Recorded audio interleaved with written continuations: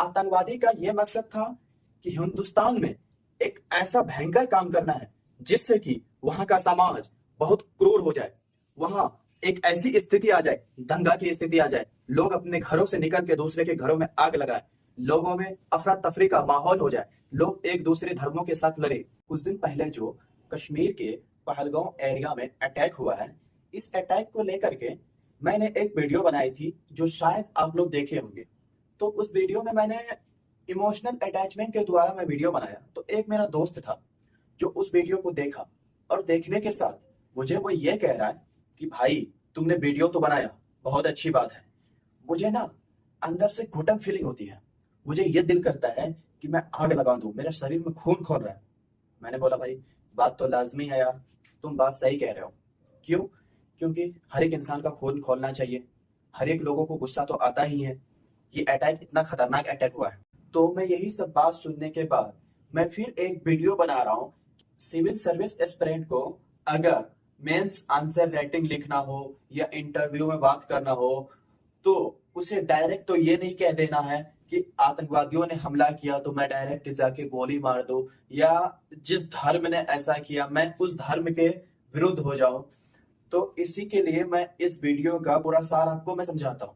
देखिए, कश्मीर के पहलगांव में अटैक हुआ। अटैक से पहले वहां पे बहुत सारे टूरिस्ट जाते थे पिकनिक मनाने, किसी का रिजल्ट आ गया तो वहां घूमने के लिए, किसी कपल्स की शादी हो चुकी थी तो वो गए थे घूमने या घूमने जाते थे। कश्मीर में 2020 से पहले या 370 हटने से पहले वहां पे टूरिस्ट जाते तो थे बट बहुत कम संख्या में टूरिस्ट जाते थे। क्यों? क्योंकि हर एक वक्त वहां पहले डर का माहौल रहता था कश्मीर में, लेकिन अब डर का माहौल खत्म हो चुका था।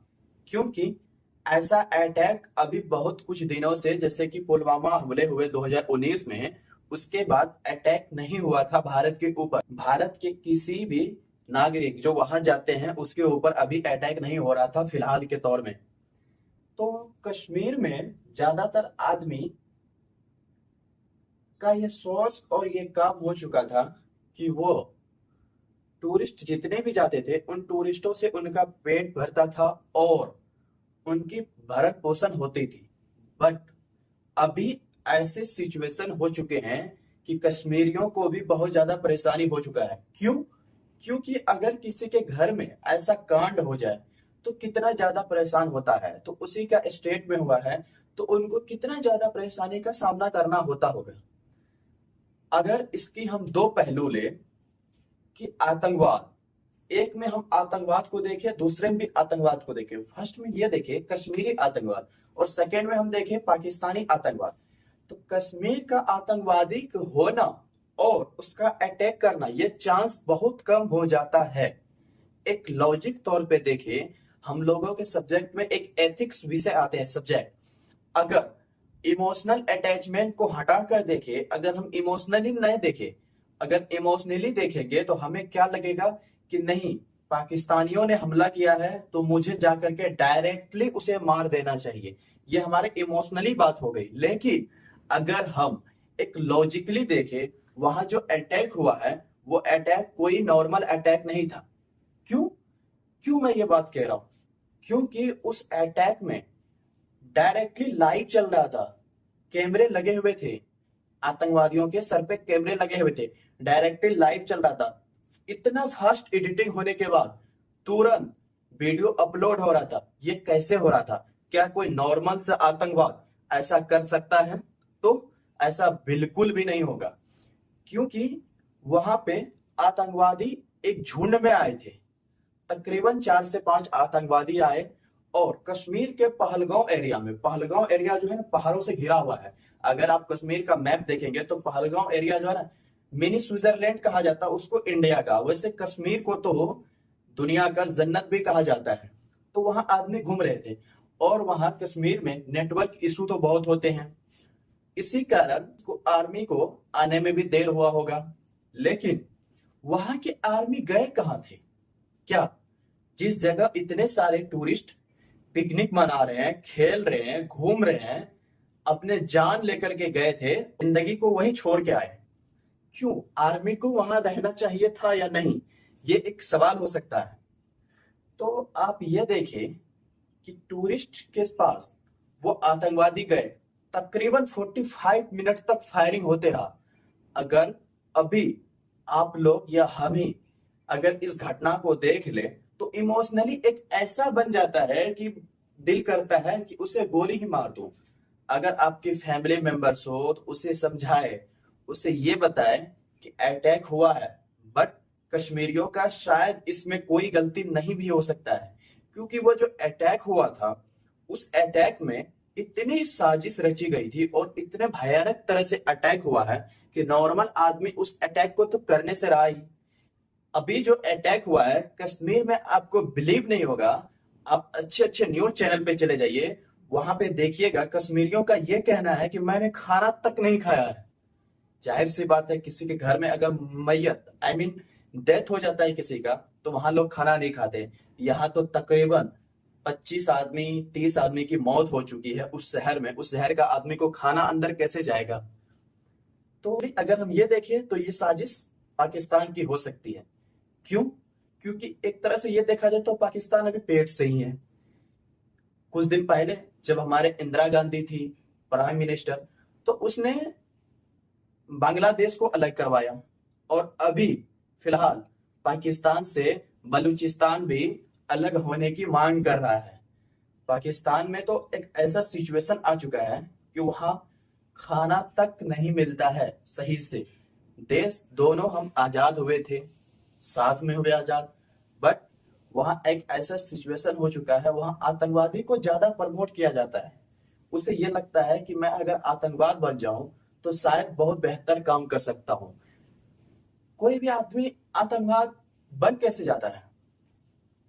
अगर ये देखा जाए कि उसे इमोशनली अटैच किया जाता है, उसे उनके फैमिली के द्वारा नहीं मिलने देता है, और उनको ये कहा जाता है अगर तुम आतंकवाद बन जाओगे तो शायद तुम अपने कौम के लिए बेहतर कर पाओगे। ये बहुत गलत बात है। हम आतंकवादियों की बात कर रहे थे, आतंकवादी वहां आए, इतने खतरनाक अटैक किए हैं, इनसे सारे हिंदुस्तानियों का तो दिल दहल चुका है और बहुत ज्यादा खौफनाक मंजर भी है। लेकिन आतंकवादियों का मकसद क्या था? क्या वह हिंदू पूछ करके मारा है? क्या धर्म उसका पर्सपेक्टिव था? क्या वह सिर्फ हिंदू को मारना चाहता था?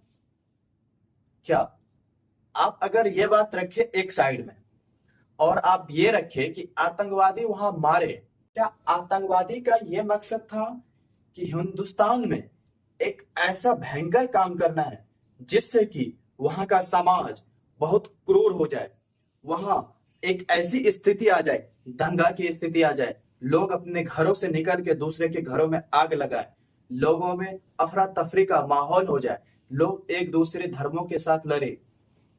ये सोच शायद उनकी थी, क्योंकि हम हिंदुस्तानी हैं, हम अपनी काबिलियत को समझते हैं, और हम दूसरे धर्मों से एक इतना अटैचमेंट रखते हैं कि हम उनसे लड़ाई नहीं करते हैं।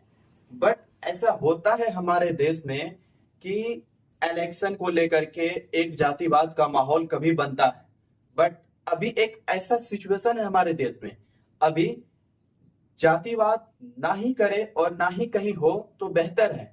अभी कोई इलेक्शन नहीं हो रहा, बट अभी एक ऐसा सिचुएशन है कि हमारे देश के जनता को एक साथ होना चाहिए।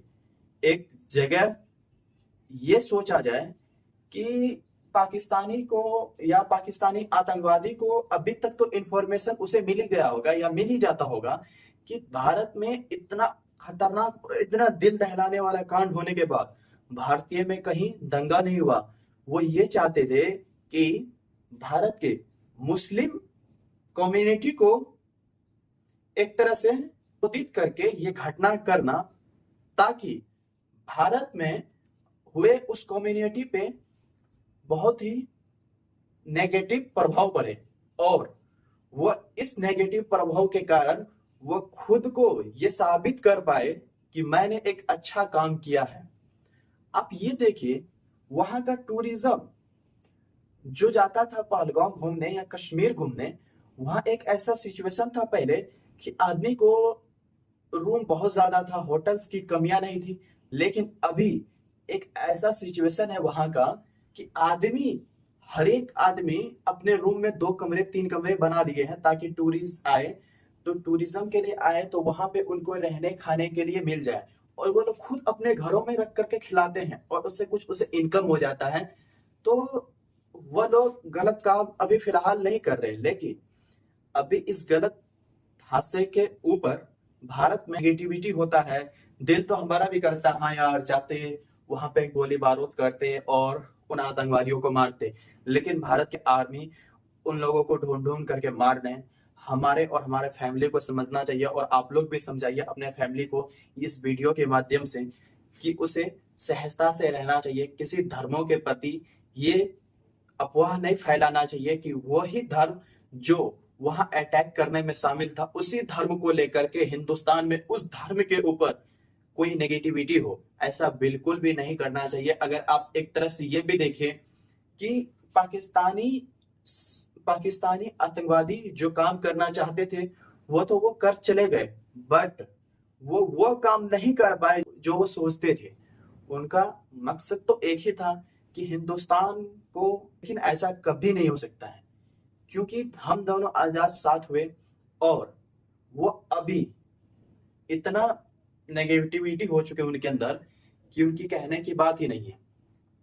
इमोशनली देखा जाए तो हम एक साथ अगर हमला कर दे, वहां का आदमी भाग के जाएंगे कहाँ? वहां भी तो आदमी है। सपोज ने उन निकम्मों को, उन नाकारों को, उन बेईमान को, उन घटिया इंसान को क्या इंडिया रखे? कभी नहीं। तो उन लोग जी तो सकता है, हर एक आदमी का जीने का हक होता है, हर एक आदमी का जीने का हक हमारे संविधान में दिया गया है। लेकिन उन लोगों को इतनी घटना खराब करता है कि दिल दहल जाता है, दिल करता है उन लोगों को मार दिया जाए। बट आप लोग एक लॉजिकली सोचे तो इस घटना के चलते हमारे इंडियंस अभी इतने एकजुट हैं कि बहुत खुशी की बात हो रही है। उसी कम्युनिटी के आदमी अभी हर एक जगह प्रोटेस्ट कर रहे हैं, हर एक जगह ये कह रहे हैं पाकिस्तान मुर्दाबाद, पाकिस्तानियों को मारो।